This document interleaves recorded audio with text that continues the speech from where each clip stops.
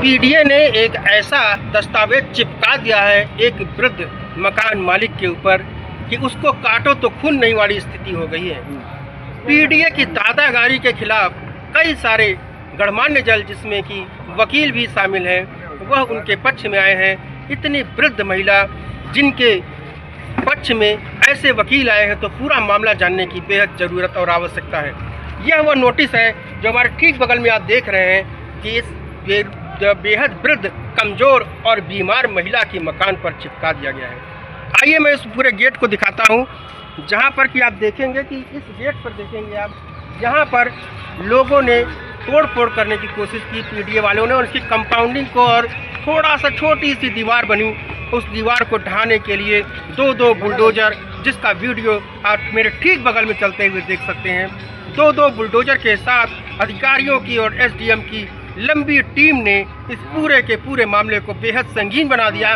और ऐसा लगा कि एक गरीब महिला जो 2 कमरे के मकान में रहना चाहती है, उसको रहने नहीं दिया जा रहा है। प्रताड़ित, बेहोश हो गई, बार बार लिटाना पड़ गया उसे। उसकी देखभाल के लिए एक डॉक्टर भी आना पड़ गया।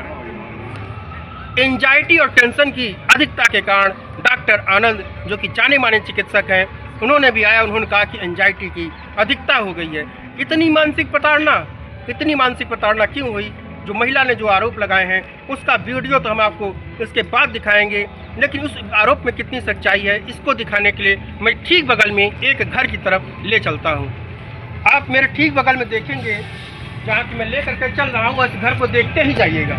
इस घर में भी निर्माण कार्य हो रहा है। इस घर में पत्थर है, जनरेटर है, पूरा निर्माण कार्य हो रहा है। और ये ताज़ा निर्माण कार्य इस घर में किया गया है, जो कि पूरी तरह से दिखाई दे रहा है। यह घर जो है बताया जा रहा है कि हिमांशु कुमार का है, जो कि बहुत बड़े पद पर है, प्रशासनिक अधिकारी के बहुत बड़े पद पर हैं ये।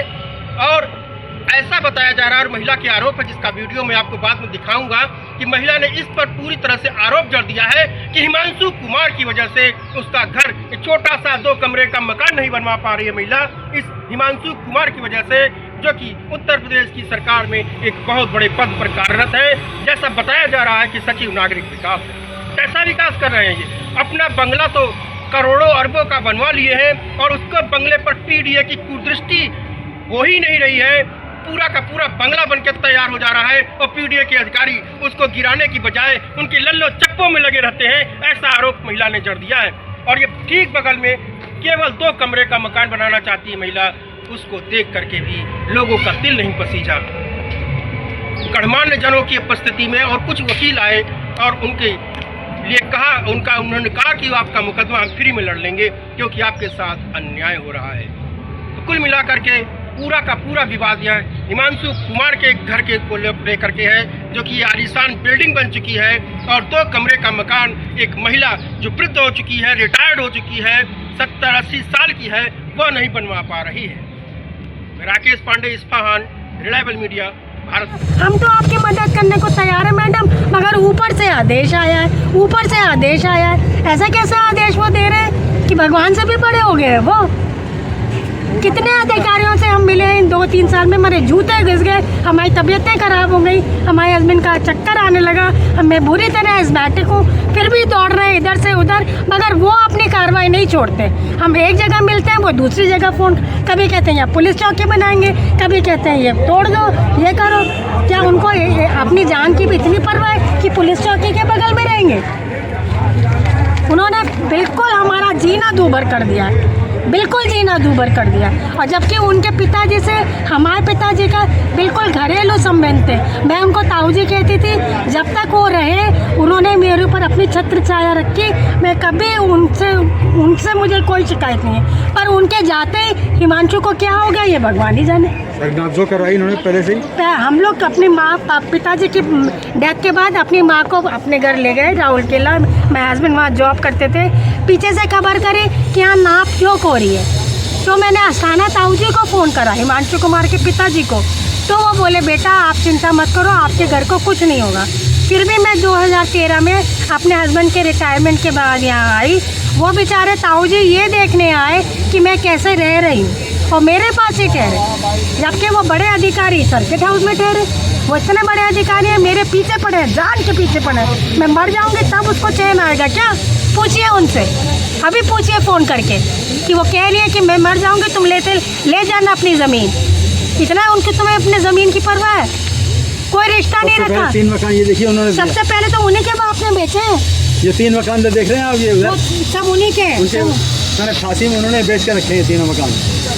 ये हिमांशु कुमार ना होता या जिस अधिकारी के पास जाओ, एसडीएम के पास जाओ, कलेक्टर के पास जाओ, मैडम आपके पेपर सारे कंप्लीट है, कोई दिक्कत नहीं, मगर हम कुछ नहीं कर सकते। ऊपर से हिमांशु कुमार का आदेश आया है। क्या है हिमांशु कुमार? कल को रिटायर हो जाएंगे, कोई उनको पत्ता नहीं पूछेगा। दर दर की टोकरे खाएंगे। मैं उनको बद्दुआ देती हूँ। दर दर की टोकरे खाएंगे तब उनको पता चलेगा कि एक आम आदमी की ज़िंदगी क्या होती है। अभी अपने पावर में है ना, अपनी पावर के घमंड में है। इतनी पावर है, अगर मैं उनके काले चिट्ठे खोलने शुरू करूं अपने बचपन से अब तक, आप लोग दंग रह जाएंगे सुन के क्या क्या उन्होंने करा है। आप लोग भी संभल के रहिएगा उनसे, कभी भी आपका भी कब्जा करने के लिए आना। आपकी तो दोस्ती थी उनसे, तब आप बोलिए, हाँ बोलिए। चलिए अंदर चलिए। अरे आप अभी रुकिए रहिए। क्या दोस्ती? वो बचपन के कोई रिश्ता मानता है? सबके अगेंस्ट जाके उसने मेरे ऊपर कितने केस और कितने क्या करे, किसी को बताती नहीं मैं। कौन केस कर रहा है आपके ऊपर? कौन? हिमांशु कुमार। मैं पलट के बोलती नहीं, मैं भी पढ़ी लिखी एक महिला हूँ, अनपढ़ गवार नहीं हूँ। मुझे उसका इंटेंशन समझ में नहीं आता है क्या? मगर क्योंकि वो उनका पद ऐसा है, मेरे रिश्ते की गरिमा है, इसलिए मैंने आज तक कभी कुछ नहीं बोला। मगर अब तो हद हो गई, उनकी तरफ से हद हो गई। मैं कितना सहूँगी उनका अत्याचार। हिमांशु कुमार अपने बड़ा तिलक लगा के मंदिर जाते हैं, पूजा करते हैं, ये पूजा करते हैं कि औरों को तकलीफ दे। जिसका बचपन मेरे साथ गुजरा है वो ही मेरे अगेंस्ट हो रहा है। किस कारण से हो रहा है ये पता नहीं है। ये नहीं पता उनको। अगर मेरी ज़मीन चाहिए थी तो मुझसे कह देते, मैं दे देती उनको अपनी ज़मीन, उनके नाम कर देती। मर के मेरी ज़मीन लेंगे क्या? मैं तो मर जाऊंगी, बिल्कुल मर। ये मेरे पिताजी का घर है, मैं इसको छोड़ूंगी नहीं, आखिरी दम तक लड़ूंगी, नहीं तो मर जाऊंगी और कहूँगी आओ मेरी मिट्टी उठाओ और ले जाओ अपनी ज़मीन। पास कुछ ना कुछ बोलते ही रहते हैं। आप बताइए, मेरी इतनी एज है, इतनी शर्म आती है, यंग से पुलिस ऑफिसर्स के पास जाके हाथ जोड़ के खड़ी होती हूँ, भैया मेरी मदद करना। मैडम मैं तो करूँगा, मगर फिर वो आप मेरे ऊपर ऐसा आदेश देंगे, या तो मेरा ट्रांसफ़र करवा देंगे या मुझे तकलीफ देंगे। क्या बोले आप? जब आपके अधिकारी ऐसे बोल रहे हैं तो मैं क्या कर सकती हूँ? क्या पूरा प्रशासन हिमांशु कुमार चला रहे हैं क्या? इलाहाबाद का तो ऐसा ही लगता है। हाँ। क्योंकि वो उनका एक फ़ोन से सारा प्रशासन उनके पीछे घूमता है। जहाँ भी जाओ हिमांशु कुमार का, हमको यहाँ तक बोला गया आपकी उनसे क्या दुश्मनी है? वो आपके पीछे क्यों पड़े? क्यों पीछे पड़े? एक अधिकारी ने मुझसे पूछा वो आप उनको कैसे जानती हैं, तो मैंने कहा ऐसा तो नहीं कुछ है, मगर क्योंकि बगल घर में रहते हैं तो वो मेरे भाई जैसे हैं। तो आपके भाई आपके पीछे क्यों पड़े हैं बताइए? एक अधिकारी के नाम, मुझे उस अधिकारी का नाम तक याद है।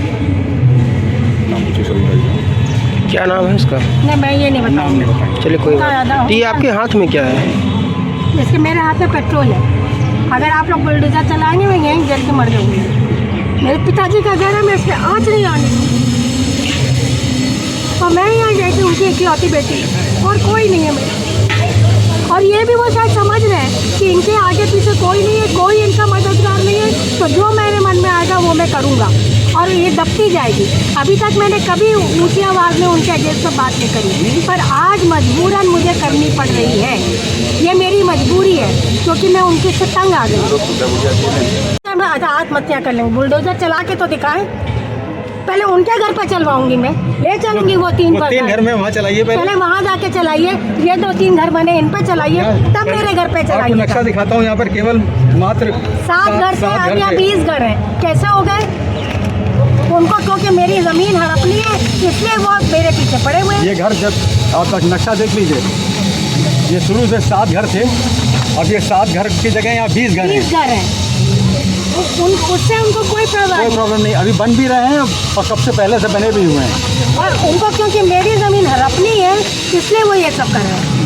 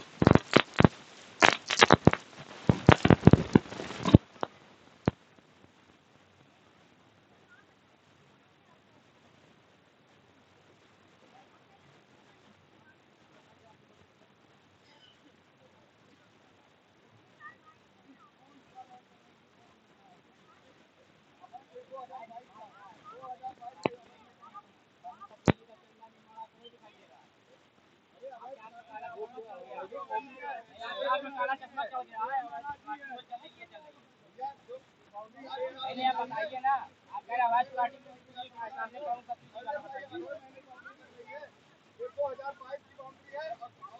खाली आप एक बुजुर्ग महिला को परेशान कर रहे हैं, ऊपर से प्रेशर है, आप उनको मानना चाह रहे हैं, उनके आप उनके अस्तित्व को दाब रहे हैं, परेशान कर रहे हैं। क्या कार्रवाई है बताइए, क्या कार्रवाई है बताइए, क्या निर्माण है इसका?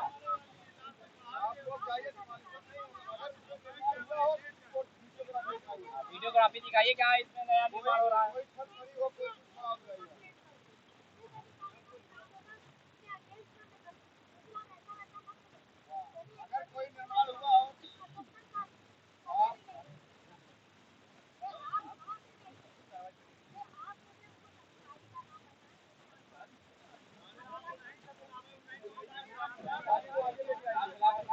कार्रवाई करवा रहा है।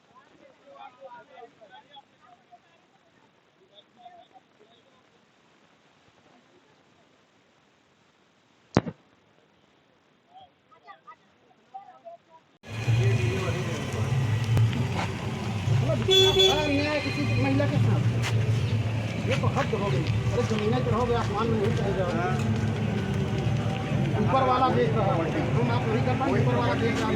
अलग नेचर की नहीं है, सेम नेचर ये नहीं, पूरा बैंकरोट 500 है पूरा।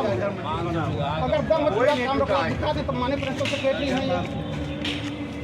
आज तक एक महिला के ऊपर इतना अन्याय कर दो कि अभी मर जाएगी, अटैक हो जाएगा उसको। देखा इसकी स्थिति।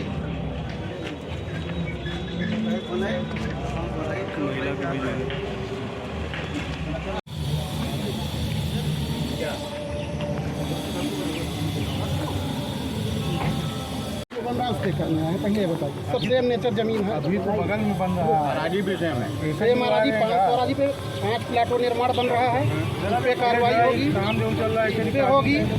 इसका नक्शा पास, इसकी कार्रवाई करेंगे, इस पे करेंगे। जो डीसी सक्षनक बना है उस पे करेंगे, इस पे कार्रवाई। बाहर भी 2000 अगर हमारे पे करेंगे अंजुम मात्र पे, तो आपके आदेश खिलाफ हमने अपील फाइल किया, जिसमें ये प्रश्नोत्तर है 27/10 तारीख नियत। और अपील अगर पेंडिंग है कि नहीं? इससे नहीं है, लेकिन सुप्रीम कोर्ट कह रहा है कि अगर मामला सब जुडिस है तो कार्रवाई नहीं होगी। अगर आप करना है तो कर लीजिए, कंटेम्प्ट के लिए तैयार रहिए, सुप्रीम कोर्ट के लिए कंटेम्प्ट दाखिल होगा। इनका बगल में निर्माण ये चल रहा है, प्रेस वाले सब अराजी सेम है, अगर ये अवैध है तो वो अवैध है, इस पे कार्रवाई नहीं होगी। जहाँ निर्माण नहीं हो रहा वहाँ कार्रवाई हो रही है। जहाँ निर्माण महीने से सील की है, 14/6/23 से सील है, कोई घुस पा नहीं रहा, निर्माण कहाँ से हो कोई जाएगा? सील किए हैं, निर्माण हो रहा है। इसके बाद भी अगर आपको कार्रवाई करनी हो तो चले जा रहे हैं आपका वहाँ पीडीए नहीं बोल रही है। कंटेम्प्ट दाखिल होगा 100% 6 तारीख को सुप्रीम कोर्ट में। हमारे बैंक रोड पे थोड़ा ही आगे बन रहा है, जैसे यही अराजी है, पूरा अराजी है। सर कुछ तो आप न्याय कीजिएगा भाई हो गिरावा है, हो गिरावा है। कार्रवाई आप करिए, मुझे नहीं, लेकिन 500 जो भी बने उसको गिरा दीजिए। जमीन कैसी जमीन है ये? जमीन एक नेचर की पूरी जमीन है, आप भी जान रहे हैं, पूरी एक 500 रकबा जो आप कह रहे हैं वो एक नेचर की है। हम कह रहे हैं कि हमारा परफेक्चुअल लीज है, 1904 की रजिस्ट्री से हमारे पास आई है, उतरते हुए सब की आई है, 7 बंगला एक साथ आई है। 1904 ई टोविड ने हम के नाम से हमारे पास आई है, उसकी पत्रावली कल हमने डीसी साहब को दे दिया है। पूरी पत्रावली एप्लीकेशन साहब हमने कल शाम डीसी साहब को दे दिया। ये सिर्फ एक महिला है, इसलिए IAS को बस गिराना चाह रहे हैं कि कब्जा कर ये लें। महिला है, अब बोलिए। अब आप बताइए हिमांशु कुमार से मुझे क्या दुश्मनी है, वो मेरे पीछे क्यों पड़े हैं? जब से नहीं, आप उन्हीं का मैटर है भाई, उन्हीं के कहने से तो आप लोग मैटर है। जहाँ भी मैं जाती हूँ सब उन्हीं का नाम लेते हैं और ये कहते हैं कि उनके बड़ा अधिकारियों को चौकी चार तक को उनके फोन कर आदेश रहा से है हम लोग ये काम कर रहे हैं, हम क्या करें? सब अपनी हिमांशु कुमार का ही पूरा मैटर है। गिराइए तो सबका गिराइए ना, तो हाथ न लगाइए। इसकी कार्रवाई नहीं होगी। गिराइए तो 5 सबका लाख की हुई है, गिरा दे। सबका गिराइए, इसको भी गिराइए और कंटेम्प्ट झेलने के लिए तैयार रहें अधिकारी। कंटेम्प्ट होगा। सिर्फ सबका नाम नोट करें यार, जरा एसओ, सीओ, नायब तहसीलदार सबका नाम नोट करें, कौन कौन आया है। प्रशांत सबका नाम नोट कर लेना, एसओ साहब का, सीओ साहब का, नायब साहब का, जोनल साहब का।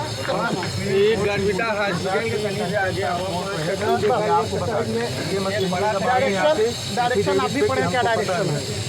SLP number 295 2022। कुछ नहीं, आराम से उठाओ, जैसे अपनी माता जी को उठाओगे।